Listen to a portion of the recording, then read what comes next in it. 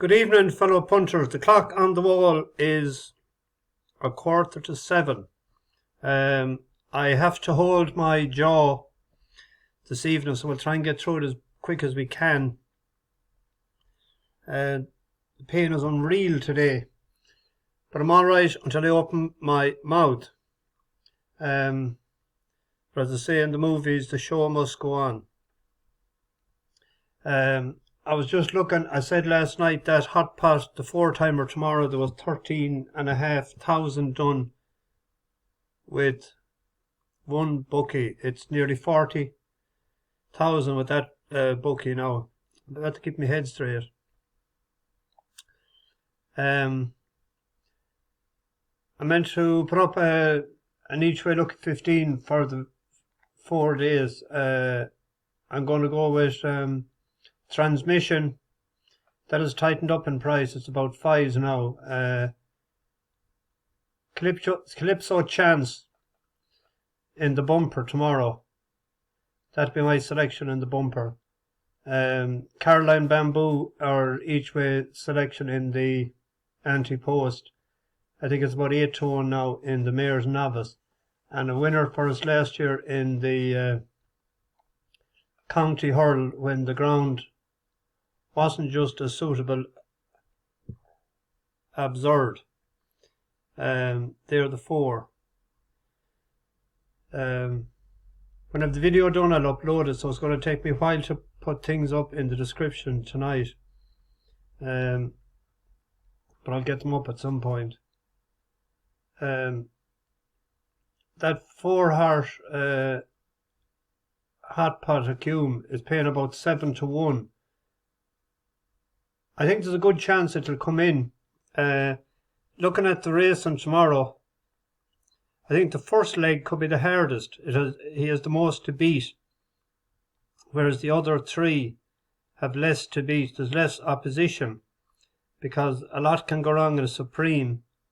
With younger horses, you could have one making a mistake in front of you, falling, putting you off balance, losing ground, and that it goes so quick you mightn't be able to get back. But I hope he's up at the pace and he'll be able to avoid all of that, because he's in my treble. And I done that hot pot as well today. I also done 3 of them a couple of weeks ago with Final Demand at 2-1. Under pressure here. We'll go to the first race.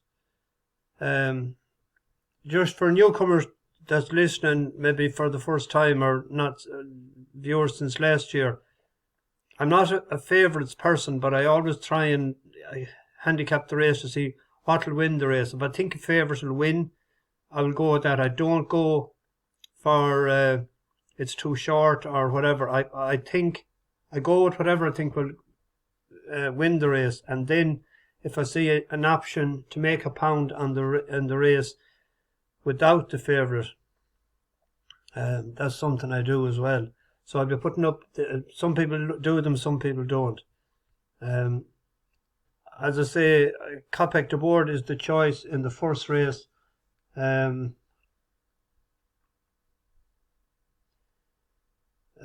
was I going to say? In the without market, I had picked. I was looking ahead. I was impressed with Work Ahead at Christmas when it beat William Money. William Money didn't prove to win, but I was looking at the field. It didn't beat a lot, but in the without market now,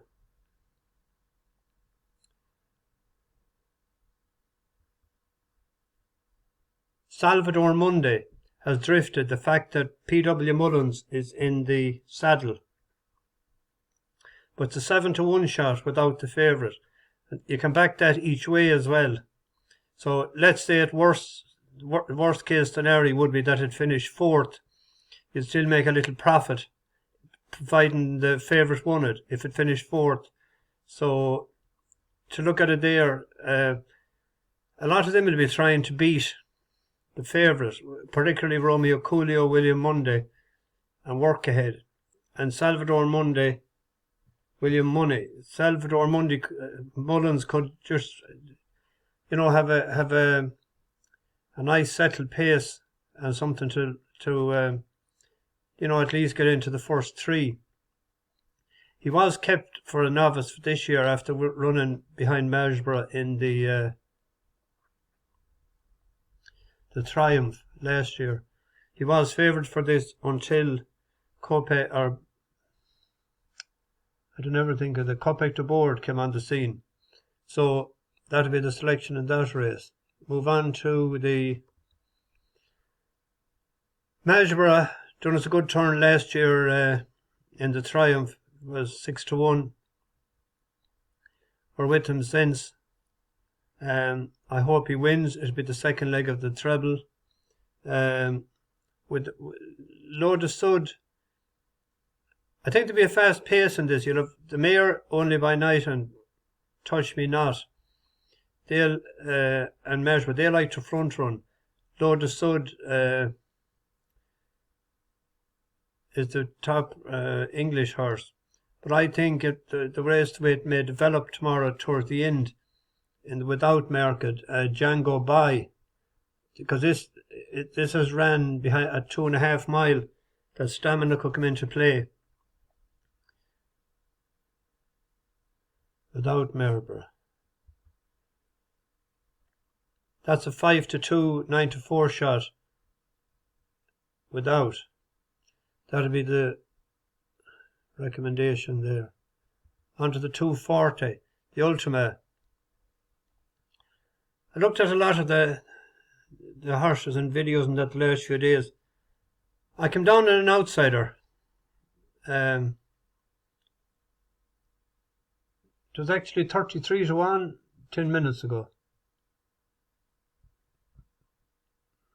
There's money for it. There's money for it in the exchanges, I see too. Is Grandeur Dam for Alan King. He has a couple of winners lately. He had one today.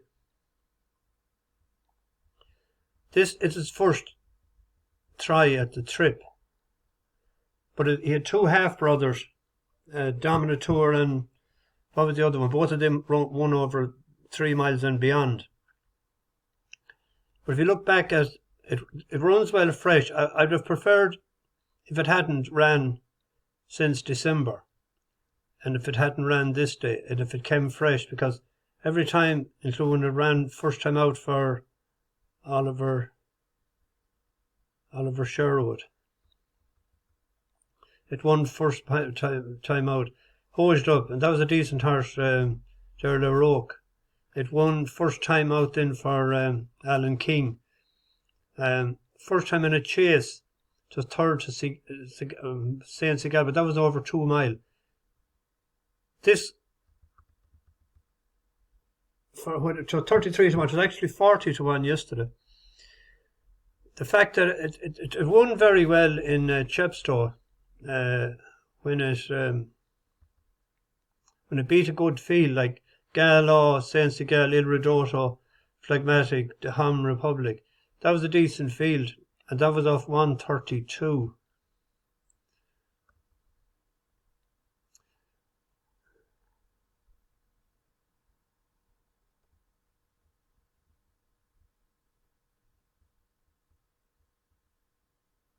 $139 now.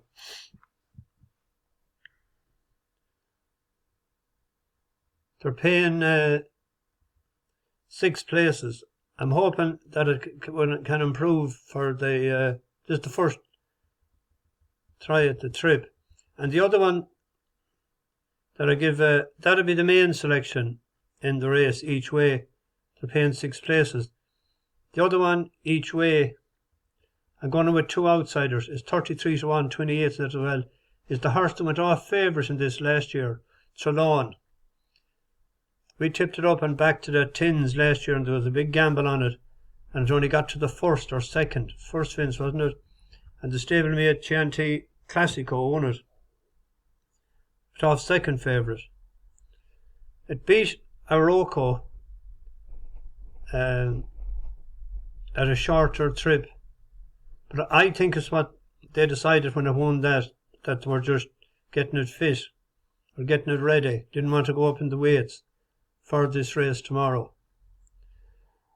It's carrying top weight. Top weight hasn't been won in a long time here. But it's not that. There's a lot of them there. Just, I don't know. There's like, you could sort of make excuses for a lot of them. And I don't think they're well handicapped.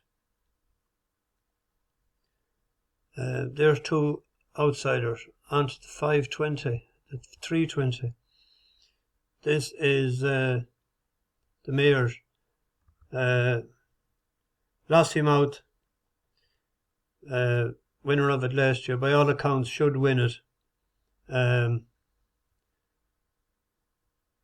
If we're doing the 4 horses, the hot pot accum, we'll be looking for it to win.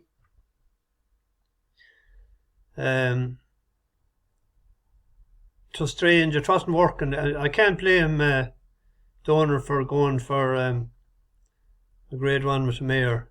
You know, it's the prestige thereafter, the pictures on the wall.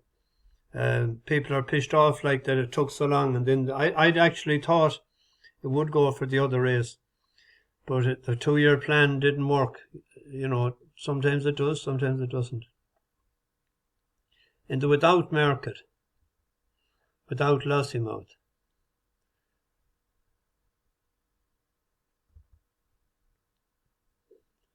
the same thing applies. Kalypsochance.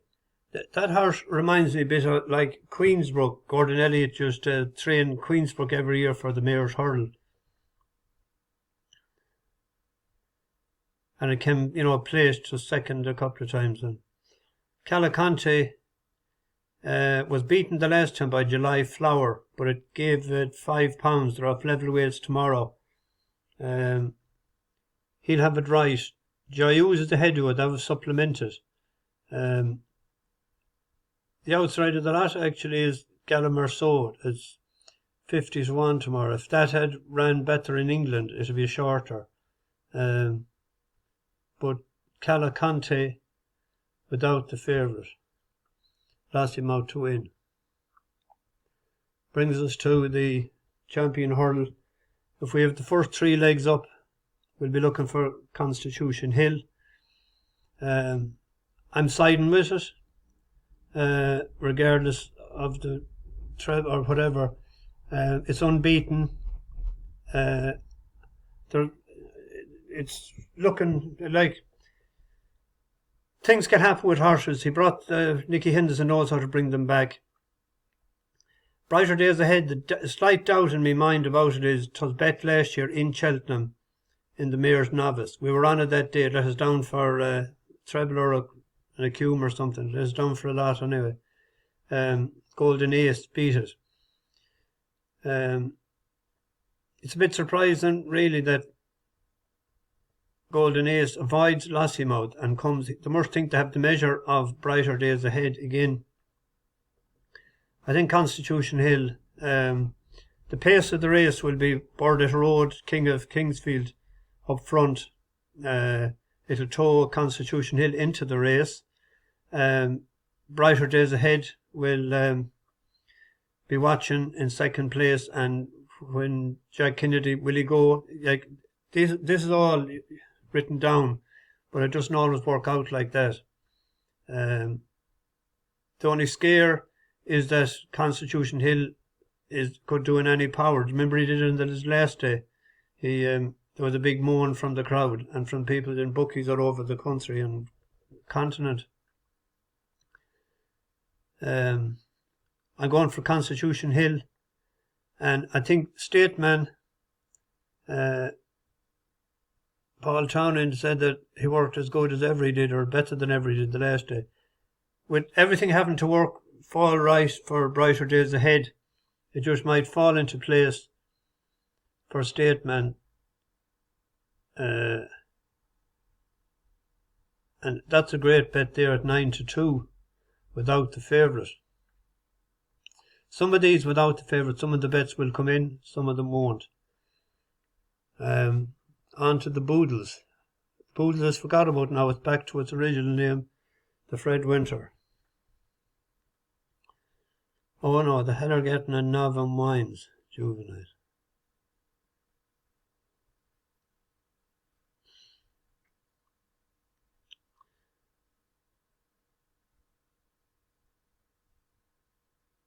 My fingernails are going into me, Joe.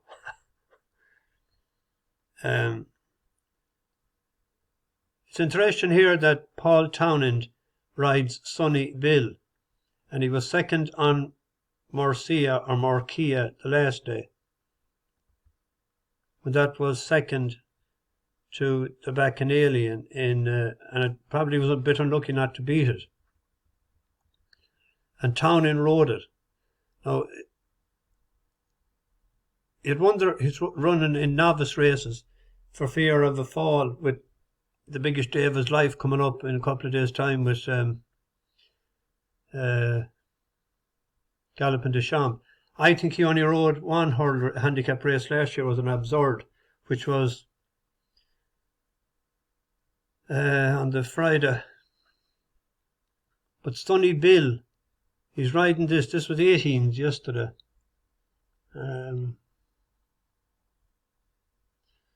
Yeah, it was 16s yesterday. It's into 12s. But it was behind. I looked at the race in France. It just seemed to run out of petrol in the last, but that was nearly a mile too. This is more suitable, even though it's a stiff finish. But it's first run in Leopardstown for Willie. It was third to Hello Neighbour. And Lady Vega Allen. That was Inter for this race. That was going to be my selection in this race, but they're keeping that for the Triumph. And that won't be far away in the Triumph. Then the last day in the Grade 1, it went out in front. And it was still in front jumping the last, and it just made a bit of a mistake. And he just went hands and heels up along to the line. But it was ahead of the Bacchanalian. Now, if you take that yardstick, the other one was second to it, and he jumps ship. Now he can't be just jumping ship to give Rachel Blackmore a ride, and that's a filly as well. So that'll be the each way selection in that race. Then we come to the finale. Everyone knows what I'm picking in this. I advised it weeks ago at 12-1 transmission. If the jockey guidelines hadn't changed from last year, you'd have Patrick Mullins, whatever he'd be riding, probably would go off favourite.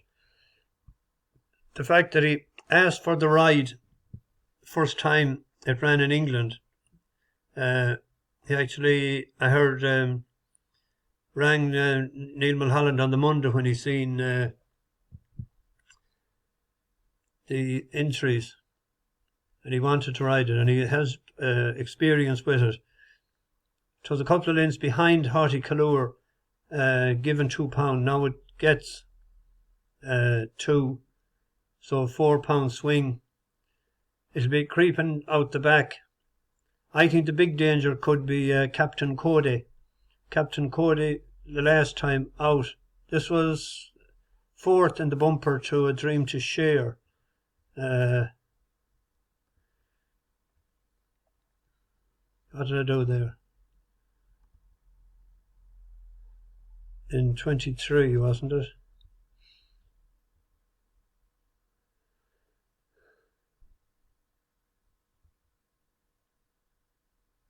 Sixth, A Dream to Share. But the last day in Navan, it actually crept into the race and it finished ahead of Now Is the Hour. And it was hands and heels from the late Mikey O'Sullivan.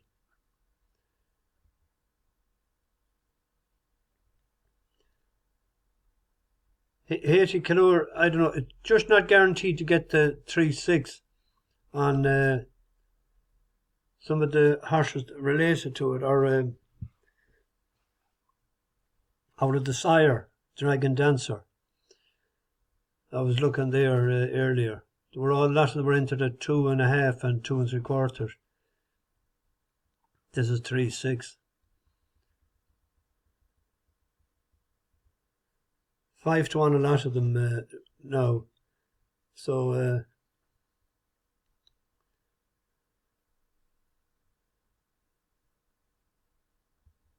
That's about it.